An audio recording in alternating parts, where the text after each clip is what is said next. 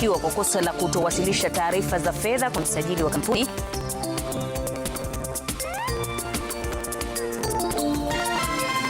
Mafuriko Tusosiani yakatiza usafiri wa wakazi wa mtaa wa Elgonview jijini Eldoret.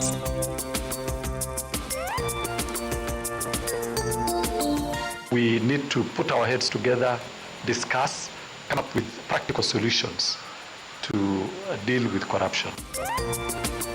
Tume ya kupambana na ufisadi yaandaa warsha ya kujadili mikakati ya kukabiliana na rushwa jijini Nakuru. Naomba serikali atuongeze hii barabara, wabomoe hizi maduka. Barabara iwe kubwa. Wakazi wa Kawa Migori walalamikia ongezeko la ajali kwenye barabara ya kuelekea Isebania.